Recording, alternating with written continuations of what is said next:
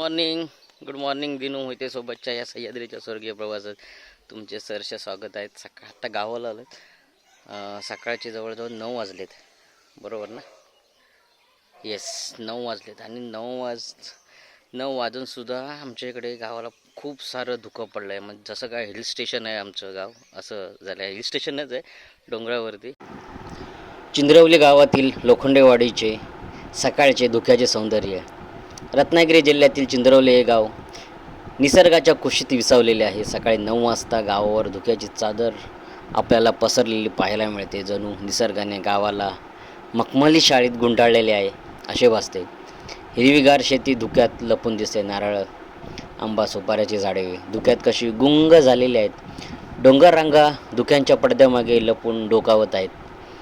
गावातील पायवाटांवर चालताना जणू स्वप्नांच्या दुनीत प्रवेश करतोय असं वाटतं. पक्ष्यांचा किलबिलाट त्या शांततेला सुरेख साथ देत आहेत. घरांच्या छपरावर धुक्याचे थेंब चमकत आहेत. मंद वाऱ्याने झाडांचे पाने हलकेच डोलत आहेत.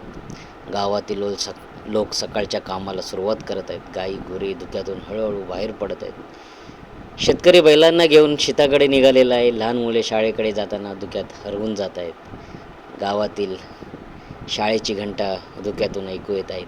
त्या निनादाने वातावरण कसे पवित्र झाले आहे.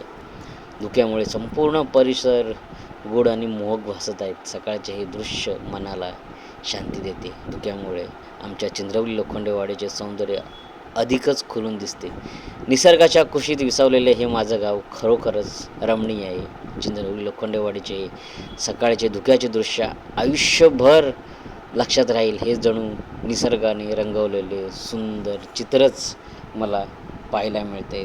खरंच मित्रांनो, आमचे ह्या लोखंडेवाडीतील हे धुक्याचं सौंदर्य खूप मनमोहक आहे. असं वाटतं की आम्ही कुठेतरी भंडारदरा किंवा माथेरान, पाचगणी, महाबळेश्वर या साईडला आलो आहे असं वाटतं.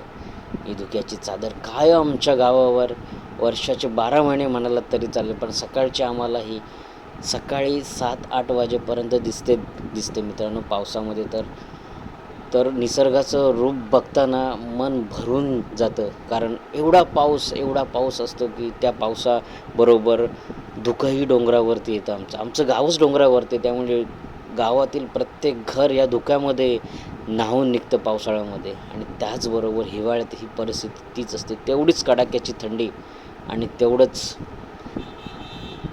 धुकं असतं मित्रांनो. ह्या धुक्यातून बाहेर पडायला पण त्यावेळेला नकोसं वाटतं.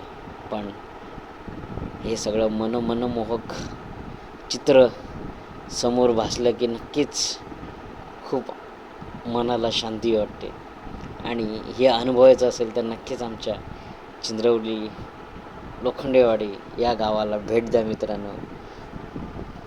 हे सगळं शूट करता मला त्याचवेळी पावसासाठी सरपण गोळा करताना काका दिसले. स्मशानभूमीकडे जाणाऱ्या रस्त्याचं काम चालू आहे आणि त्या रस्त्याच्या मध्ये जी झाडं आली होती मध्ये ती तोडली गेली आणि त्याचं सरपण आता ते पावसासाठी गोळा करतात आहेत. म्हटलं चला बघूया काकांसोबत थोडी गप्पा गोष्टी.